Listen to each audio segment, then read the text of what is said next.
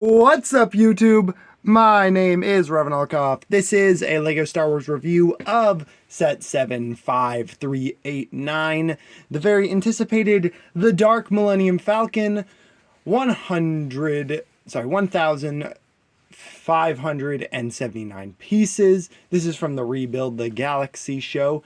It comes with 1, 2, 3, 4, 5, 6 minifigures. That would be Beach Luke, Jedi Vader, Bounty Hunter C-3PO, Darth Dev, Darth Jar Jar, and Darth Rey. Let us take a look at this set. Here it is, all built up.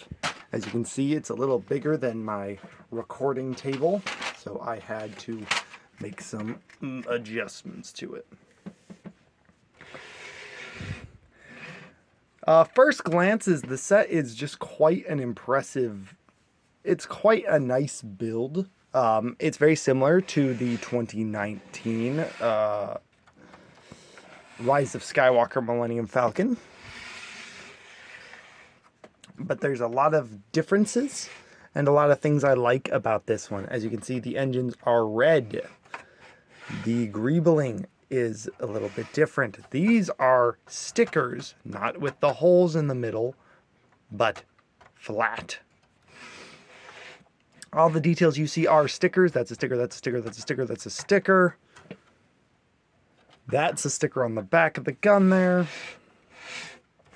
The only thing that isn't sticker is the cockpit. This is a print. That is a sticker. Stickers, I should say. But yes, how do you get into it? Well, we'll start with the cockpit first. You open up your cockpit as most Millennium Falcons do. Inside we have piloting it is Darth Rey, since this would most likely be her ship if it was a different origin, maybe not. It's hard to say whose ship it would really be, because if it was Han Solo's, how did it become Rey's? Did Rey kill Han Solo in this alternate universe? We really don't know. So, but yes, the Dark Falcon is Rey's. So we'll take a look at Rey separately on her own, but you can fit 2 minifigures in here. Both villains or good guys you can put in there. The box shows you, or the instructions show you putting Darth Dev in here. So you can put him next to Rey as such.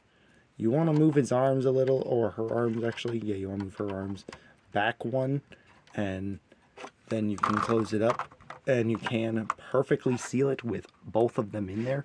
So that is really nice that they allow you to do that, because some of the Falcons don't allow you to fit 2 figures in there unless they look really cramped. There's not much detail on the inside. Honestly, it's kind of plain. There's one control panel on this black slope. It's a weird build. I'm not sure why it's like that. I mean, this I feel like should be a print, to be honest. Like, there's nothing on it. It's just a black slope. And no, there's nothing in the stickers. I'd miss anything. So, yeah, kind of weird that it's just a black slope. But that's enough on the cockpit here. Let's move on into the actual build itself. As you can see here, you do have 2 spring-loaded shooters on either side. To fire your spring-loaded, you just push in the... these are really nice hidden ones again. I like when they do this. You just push down in the hole here, and it fires out. I don't want to fire it to lose it, but I'll fire it anyway. And I caught it with my fingers, so there I can put it right back in. Okay, the next thing on the ship is this Death Star radar dish.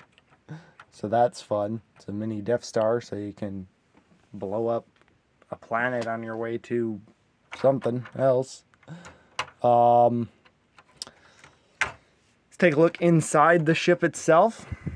There we have on the throne the all-important and awesome Darth Jar Jar sitting on his throne. The throne itself can actually come out of its hole there. So you can have the throne separate from it. And in it, there is a Sith crystal, or Kyber crystal back there. Or I think Sith holocron, but that doesn't really make much sense because it doesn't look anything like a holocron. It looks like a gem stone. So, yeah. But yeah, you just put the throne right back in its place. It honestly feels out of place in here, but it's kind of cool. Over here we have, not entirely sure, it's just like a weird little box in the corner with a light on it and stuff. Kind of strange. On this side we have the beds. As you can see, you have Darth 3PO, or not Darth 3PO, sorry. You have Bounty Hunter C-3PO laying down in one of the beds. Take a look at him as well.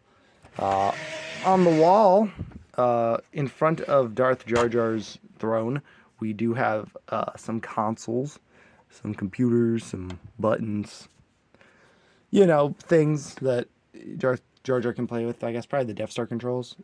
Here we have just a spring-loaded shooter. You can keep the spare one. Alright, we'll open up the next compartment. The next compartment has the gaming lounge. Also on the wall here is Luke Skywalker's surfboard. It's just a green surfboard, no printing on it. It's kind of a bummer. I feel like it needs a little bit more than just that. But here is the gaming room. All of this is sticker, unfortunately. And then even more stickers in here. As you can see right there.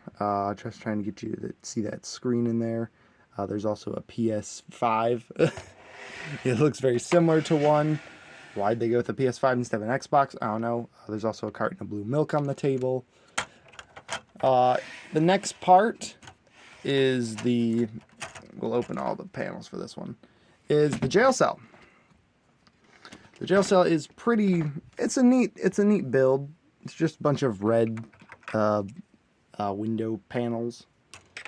You can put a figure in here sitting on the platform, and right now in there we have the Jedi Vader. The hyperdrive is cool. It's got red on it. It's like the evil Sith version of it.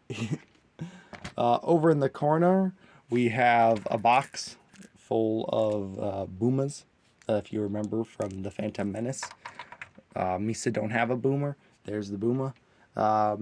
Here is the turret. That's also a sticker. So you can take this out. It comes out like this. Very similar to other ones. And you can just stick your minifigures on here. Right now we have Beach Luke on here. But yeah, that's really it. There's nothing else to see on that. You just stick that right back down into the hole there. Of course, that's really pretty much it for the build of the ship. There is one more thing. There's a drop ramp. So, say 3PO. There we go. He's down the ramp. Definitely not in style. It's totally not to scale. He would have to bend over significantly if you want anyone to walk up this ramp. But yeah, that's really it for the build. Let's take a look. Well, actually, you know what? My mistake. Let me show you the underside of this set.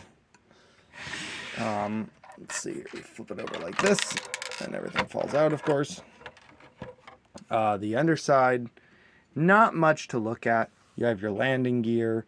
You do have another turret you can swivel, and the ramp. But that is really it for all of this. I'm sorry, everything fell out when I flipped it over. Oh yes, there is a gaming controller that comes with it. So that's kind of a neat little build.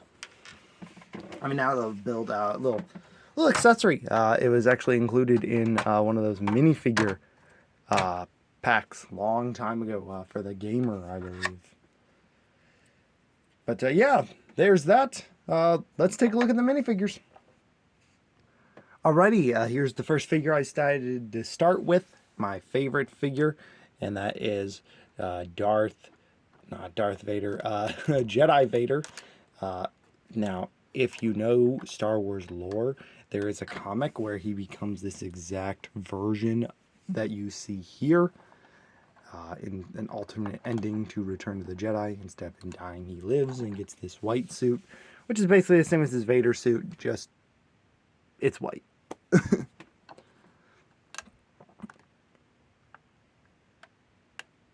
You can take off his helmet, and under it is an interesting face choice. Not Anakin's, but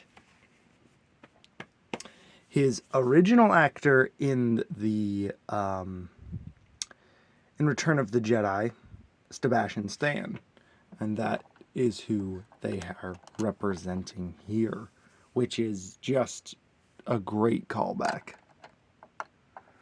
But yeah, that's Jedi Vader for you. He's got a nice flowy cape. He's got some really good arm printing, chest printing. People are saying that he should have eye printing. I don't think that's ever going to happen on any Vader we get. Maybe if they dual molded the eye part. But honestly, this figure's really good, and I've got no complaints about it. Next is a figure that I was also very excited to see, and one I didn't think we'd ever see in anything, and that would be Darth Jar Jar here. He has this dual-bladed lightsaber. He's got a really interesting torso print. The same head mold from years past, just rebrung back.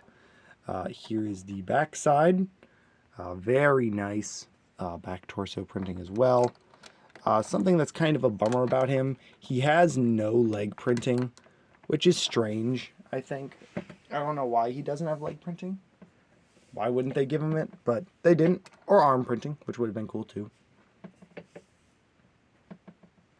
So as I was recording this, I thought, why not grab the other Jar Jar minifigure mold and see if there's any difference.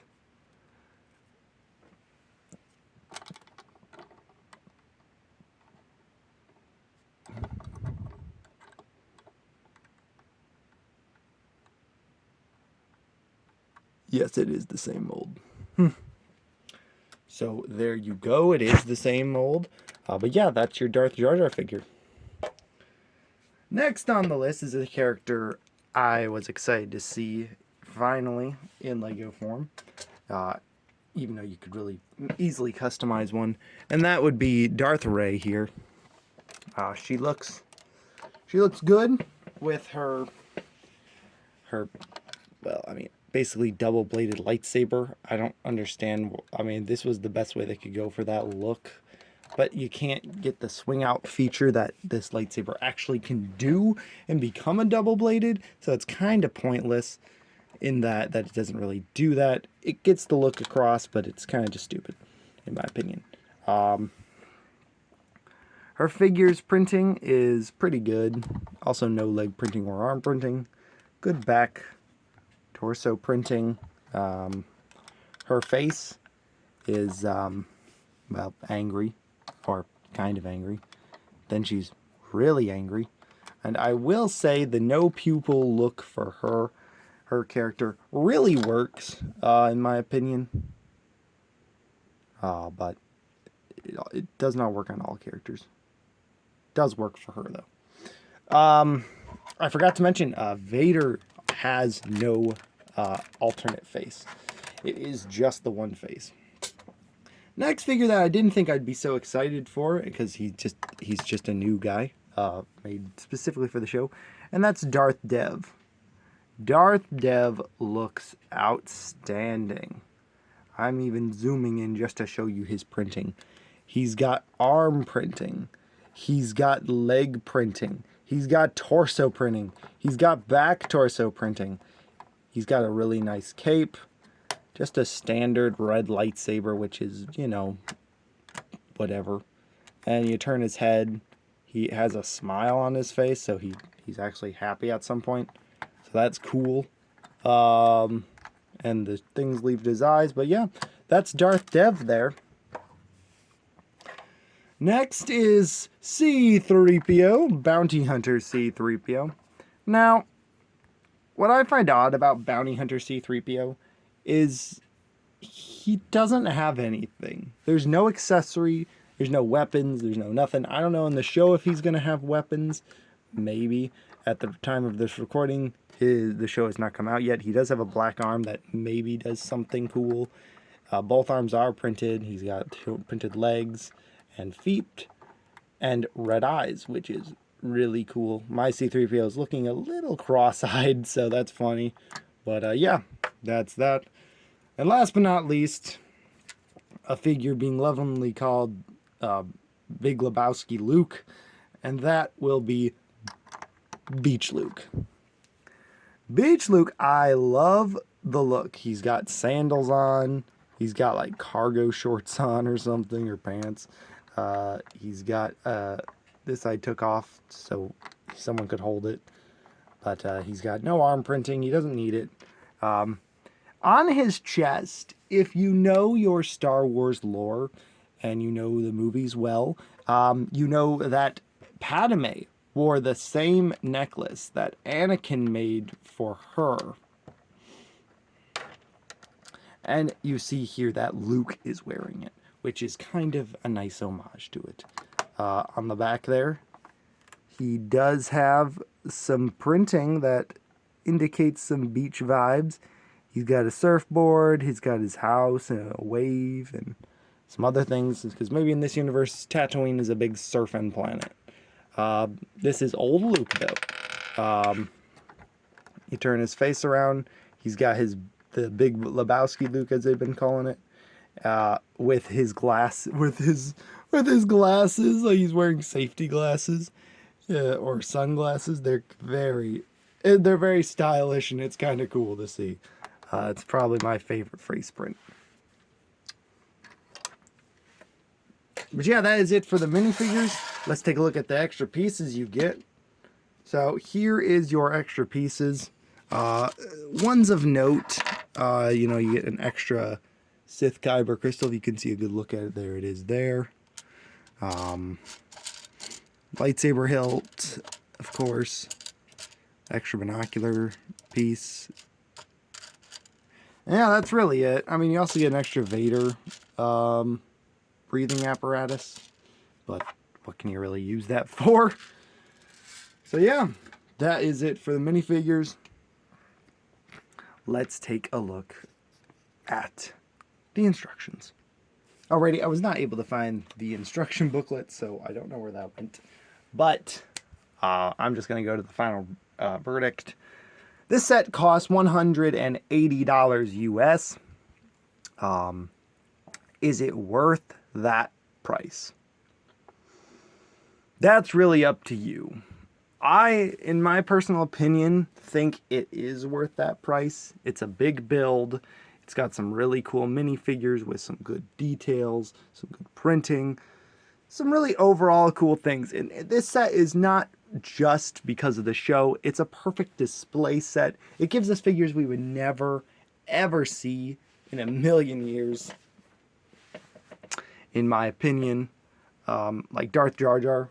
Did you think we'd ever get an official Lego Star Wars minifigure for that? No, I never did. So it is remarkable that it all has that. Yeah, that's really it, though.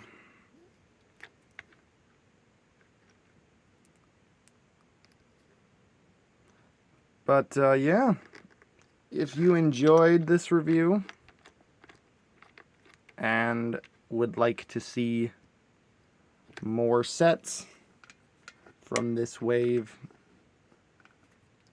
please let me know, and we will definitely try and get you that.